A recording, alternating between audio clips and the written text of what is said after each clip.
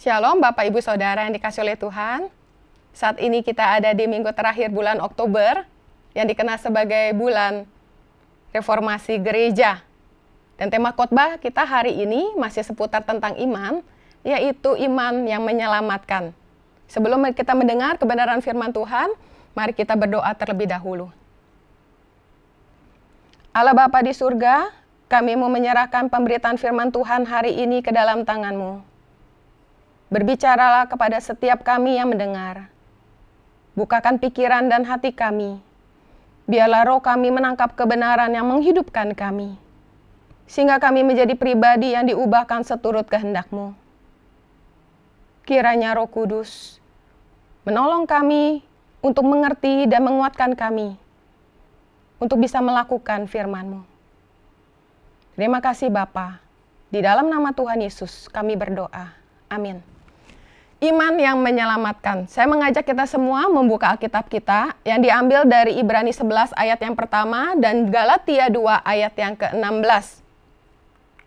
Ibrani 11 ayat yang pertama, iman adalah dasar dari segala sesuatu yang kita harapkan dan bukti dari segala sesuatu yang tidak kita lihat.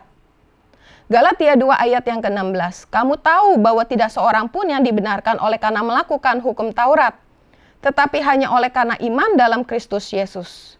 Sebab itu kami pun telah percaya kepada Kristus Yesus, supaya kami dibenarkan oleh karena iman dalam Kristus, dan bukan oleh karena melakukan hukum Taurat. Sebab tidak ada seorang pun yang dibenarkan oleh karena melakukan hukum Taurat. Saudara, iman adalah dasar. Iman adalah pondasi hidup anak-anak Tuhan. Dan setiap kita beriman pada sesuatu atau seseorang. Suatu kali ada seseorang yang sedang berduka datang kepada saya dan berkata, saya percaya, saya yakin almarhum sekarang sudah ada di surga. Karena saya tahu bagaimana beliau hidup. Dia sudah pergi ke gereja. Dia membaca seluruh Alkitab setiap tahun. Dia suka berdoa. Dia suka berpuasa. Dia terlibat di dalam kegiatan kemanusiaan. Bahkan dia sudah meninggalkan dosa-dosanya yang lama. Dia adalah orang yang beriman dan dia pasti masuk surga. Perkataan orang ini sangat menarik sekali. Karena ia mengatakan orang yang beriman pasti masuk surga. Saudaraku, bicara soal iman, di dalam Alkitab ada lebih satu jenis iman. Masalahnya sekarang posisi iman kita ada di jenis iman yang mana?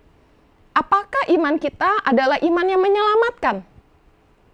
Mari kita lihat terlebih dahulu di dalam Alkitab jenis-jenis iman ini. Yang pertama adalah iman yang percaya pada sejarah Alkitab. Yaitu jenis iman yang percaya pada sejarah Alkitab. Di mana saya percaya pada Adam dan Hawa yang pernah tinggal di Taman Eden. Saya percaya Taman Eden itu ada. Saya percaya terjadi air bah, banjir besar di zaman Nuh. Di mana banjir besar itu menutupi seluruh bumi. Saya percaya itu. Saya percaya pada Musa yang membawa bangsa Israel keluar dari tanah Mesir, kemudian menyeberangi laut terberau dengan membelahnya. Saya percaya itu, dan saya percaya pada tembok Yeriko yang runtuh hanya dikelilingi oleh bangsa Israel. Saya percaya juga bahwa bumi, matahari, dan bulan pernah berhenti, pernah diam, tidak bergerak pada zaman Yosua. Saya percaya, tetapi masalahnya kita percaya pada peristiwa Alkitab. Jika kita berhenti pada iman seperti itu, iman itu tidak akan membawa kita pada keselamatan. Iman itu bukanlah iman yang menyelamatkan. Yang kedua adalah iman pada berkat dan mujizat. Yaitu jenis iman yang percaya pada sesuatu yang spektakuler. Sesuatu yang terjadi di dalam kehidupan kita. Bahwa tidak ada yang mustahil dalam hidup ini. Di mana saya percaya yang sakit Tuhan akan sembuhkan. Di mana saya percaya yang kekurangan Tuhan akan cukupkan. Di mana saya percaya yang membutuhkan Tuhan akan sediakan. Dan kita percaya pada pimpinan, penyertaan, dan penjagaan Tuhan. Tetapi iman seperti itu tidak menyelamatkan.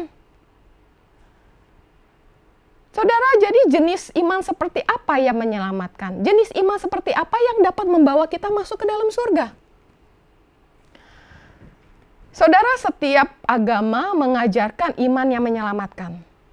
Tetapi setiap agama mengajarkan hal yang berbeda. Matius 19 ayat yang ke-16, ada seorang datang kepada Yesus dan berkata, "Guru, perbuatan baik apakah yang harus kuperbuat untuk memperoleh hidup yang kekal?" Seberapa baikkah kita untuk kita layak masuk ke surga? Seberapa layakkah Tuhan Yesus? Dan Yakobus 2 ayat 10, sebab barang siapa menuruti seluruh hukum itu, tetapi mengabaikan satu bagian daripadanya, ia bersalah terhadap seluruhnya. Artinya seandainya kita melakukan seluruh perbuatan baik, jika ada satu perbuatan yang kita lalai, maka seluruh perbuatan baik kita itu tidak diperhitungkan, artinya gagal total. Dan perbuatan baik ini tidak mencapai yang namanya standar Allah. Yesaya 64 ayat yang ke-6, Alkitab berkata, "Demikianlah kami sekalian seperti seorang najis, dan segala kesalehan kami seperti kain kotor." Kalau kesalehan kita aja seperti kain kotor di hadapan Tuhan, bagaimana dengan kejahatan-kejahatan kita? Siapa dari kita yang berani berkata, "Saya adalah orang yang paling baik. Saya adalah orang yang sangat baik"? Siapakah dari kita yang berani berkata bahwa saya adalah orang yang kebaikannya melampaui dari kejahatan saya? Matius 5 ayat 48, "Hendaklah kamu sempurna seperti Bapamu yang di surga adalah sempurna." Siapa yang dapat mencapai standar ini? Roma 3 ayat 27, "Jika demikian, apakah dasarnya untuk bermegah? Tidak ada." Berdasarkan apa? Berdasarkan perbuatan? Tidak, melainkan berdasarkan iman. Galatia 2 ayat yang ke-16, "Kamu tahu bahwa tidak seorang pun yang dibenarkan oleh karena melakukan hukum Taurat, tetapi hanya oleh karena iman dalam Kristus Yesus. Sebab itu kami pun telah percaya kepada Kristus Yesus, supaya kami dibenarkan oleh karena iman dalam Kristus dan bukan oleh karena melakukan hukum Taurat. Sebab tidak ada seorang pun yang dibenarkan oleh karena melakukan hukum Taurat." Saudara, dari sini kita mengenal yang namanya iman jenis yang ketiga, yaitu iman yang menyelamatkan. Iman pada Kristus. Iman yang percaya kepada Kristus. Iman yang percaya kepada Injil. Bahwa setiap orang berbuat dosa. Bahwa semua orang telah bersalah. Dan Allah adalah adil. Dan yang namanya dosa pasti dihukum. Setiap orang harus dihukum. Tidak ada sesuatu yang dapat menutupinya. Tidak ada sesuatu yang dapat menyelamatkannya. Sekalipun dia sudah berhenti berbuat dosa. Karena dosa itu ibarat hutang yang menuntut untuk dibayar. Roma 6 ayat 23 dikatakan, "Sebab upah dosa ialah maut." Keselamatan kita hanya datang dari Allah melalui Kristus Yesus. Karena Matius 26 ayat 26 sampai 28 berkata, "Dan ketika mereka sedang makan, Yesus mengambil roti, mengucap berkat, memecah-mecahkannya lalu memberikannya kepada murid-muridnya dan berkata, 'Ambillah, makanlah, inilah tubuhku.' Sesudah itu ia mengambil cawan, mengucap syukur, lalu memberikannya kepada mereka dan berkata, minumlah kamu semua dari cawan ini. Sebab inilah darahku, darah perjanjian yang ditumpahkan bagi banyak orang untuk pengampunan dosa. Ini adalah peristiwa perjamuan terakhir di mana Yesus menyerahkan dirinya sebelum dia naik ke atas kayu salib untuk mati bagi setiap kita. Keselamatan kita hanya karena kasih karunia Allah. Efesus 2 ayat yang ke-8 sampai yang ke-9. Sebab karena kasih karunia kamu diselamatkan oleh iman, itu bukan hasil usahamu tetapi pemberian Allah. Itu bukan hasil pekerjaanmu, jangan ada orang yang memegahkan diri. Kita diselamatkan karena Allah. Bukan kita yang memilih Allah, tetapi Allah yang memilih kita. Bukan kita yang mencari Allah, tetapi Allah yang mencari kita. Bukan kita yang menemukan Allah, tetapi Allah yang menemukan kita. Bukan kita yang mengasihi Allah, tetapi Allah yang mengasihi kita terlebih dahulu. Oh Bapak Ibu, kita diselamatkan karena Allah. Melalui salib Kristus. Hanya melalui salib Kristus. Itu yang memuaskan seluruh sifat Allah. Karena pada salib Kristus, kasih Allah dipuaskan. Karena melalui salib Kristus, Allah menyatakan kasih-Nya yang besar kepada kita dengan menyerahkan anak yang tunggal kepada kita orang-orang yang berdosa. Pada salib Kristus, kuasa Allah dipuaskan. Karena di dalam salib Kristus, cara kematian yang paling hina dan yang paling keji itu dijatuhkan. Cara kematian, cara keselamatan untuk setiap kita yang tidak terpikirkan oleh siapapun juga. Kuasa Allah dinyatakan. Pada salib Kristus, kesucian Allah dipuaskan. Karena orang-orang berdosa dikuduskan dengan darah Kristus. Dan pada salib Kristus, keadilan Allah dipuaskan. Karena dengan hukuman yang begitu berat, itu diberikan, namun ditanggung oleh Yesus Kristus dan menjadi jaminan untuk kita, orang yang berdosa. Saudaraku, itulah sebabnya mengapa keselamatan hanya ada di dalam Kristus. Tim Keller mengatakan, bukan pada kekuatan imanmu, tetapi pada siapa imanmu. Itulah yang benar-benar menyelamatkanmu. Keselamatan kita terima melalui iman kepada Yesus Kristus sebagai Tuhan dan Juru Selamat kita secara pribadi. Roma 10 ayat 9 sampai yang ke-10. Sebab jika kamu mengaku dengan mulutmu bahwa Yesus adalah Tuhan dan percaya dalam hatimu bahwa Allah telah membangkitkan Dia dari antara orang mati, maka kamu akan diselamatkan. Karena dengan hati orang percaya dan dibenarkan, dan dengan mulut orang mengaku dan diselamatkan. Iman, iman, iman. Apakah iman saja cukup? Apakah perbuatan baik tidak penting? Yakobus 2 ayat 17 dan 22. Demikian juga halnya dengan iman. Jika iman itu tidak disertai perbuatan, maka iman itu pada hakikatnya adalah mati. Kamu lihat bahwa iman bekerja sama dengan perbuatan-perbuatan dan oleh perbuatan-perbuatan itu iman menjadi sempurna. Saudara, konsep perbuatan baik setiap agama berbeda. Ajaran-ajaran lain mengajarkan perbuatan baik adalah syarat atau sarana untuk mendapatkan keselamatan. Tetapi di dalam Alkitab terjadi kebalikannya. Bahwa perbuatan baik merupakan ucapan syukur, bukti bahwa kita sudah di dalam keselamatan. Bahwa perbuatan baik merupakan bentuk nyata bahwa kita sudah ada di dalam keselamatan itu sendiri. Efesus 2 ayat yang ke-10, jadi kita adalah ciptaan baru di dalam Yesus Kristus untuk melakukan perbuatan baik.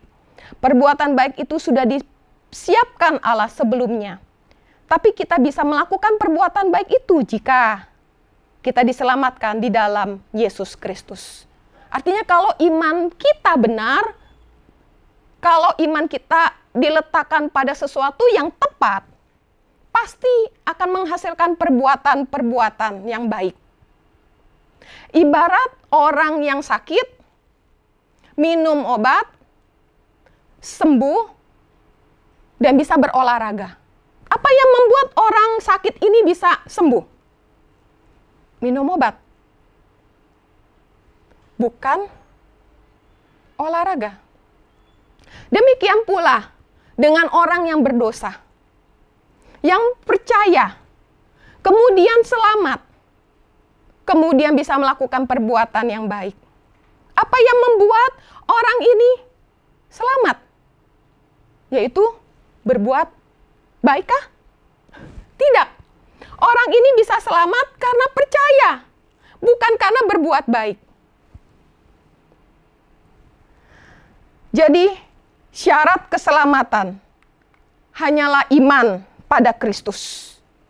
Bukti sudah selamat adalah berbuat baik. Saudaraku, ketika kita sudah percaya kepada Yesus Kristus, Roh Kudus ada di dalam kita. Maka Roh Kudus yang ada di dalam kita mengerjakan pengudusan. Sehingga menghasilkan yang namanya buah roh. Kasih, sukacita, damai, sejahtera.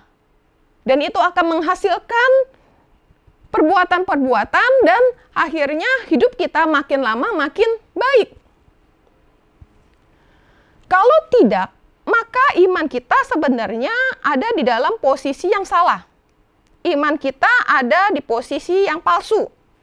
Iman kita bahkan ada di posisi iman yang mati. Ini yang dimaksudkan oleh Yakobus bahwa iman tanpa perbuatan adalah mati. Alkitab mengajarkan bahwa keselamatan kita ini pasti. Keselamatan kita ini sudah, tapi belum. Already but not yet. Artinya, keselamatan kita itu sudah ada, sudah kita terima, tetapi kita akan menikmati secara utuh, secara total, secara penuh nanti ketika Kristus datang untuk yang kedua kalinya. Efesus 1 ayat ke-13 sampai yang ke-14, di dalam Dia kamu juga, karena kamu telah mendengar firman kebenaran, yaitu Injil keselamatanmu, di dalam Dia kamu juga, ketika kamu percaya, dimeteraikan dengan Roh Kudus yang dijanjikannya itu. Dan Roh Kudus itu adalah jaminan bagian kita, sampai kita memperoleh seluruhnya, yaitu penebusan yang menjadikan kita milik Allah untuk memuji kemuliaan-Nya. Saudara, kita dimeteraikan oleh Roh Kudus. Keselamatan kita sudah pasti. Tanda bahwa kita sudah diselamatkan dan jadi milik Tuhan. Kita ada di tangan Tuhan. Kita ada di tangan yang benar. Kita ada di tangan yang tepat. Dan kepastian keselamatan kita itu ada di dalam Kristus. Yang memampukan kita untuk mentaati dan menyenangkan Tuhan. Inilah iman yang menyelamatkan. Mari Bapak Ibu, kita periksa hati kita periksa diri kita secara pribadi. Apakah iman kita ada di dalam iman yang benar dan tepat? Apakah iman kita adalah iman yang menyelamatkan? Mari kita berdoa. Bapa surgawi, Allah yang agung, kudus, adil, dan penuh kasih. Melalui Kristus sungguh kami melihat secara jelas siapa Engkau dalam hidup kami. Kami tidak layak, Engkau layakkan. Engkau kasihi begitu rupa. Sungguh ya Tuhan, betapa Engkau begitu mengasihi kami. Menyelamatkan kami dan menjadikan kami milik-Mu. Tuhan, ajar kami untuk kami terus hidup di dalam-Mu. Biarlah iman percaya kami terus bertumbuh kuat di dalam-Mu. Dan hidup kami selalu berkenan kepadamu. Terima kasih Tuhan. Di dalam nama Tuhan Yesus kami berdoa. Amin.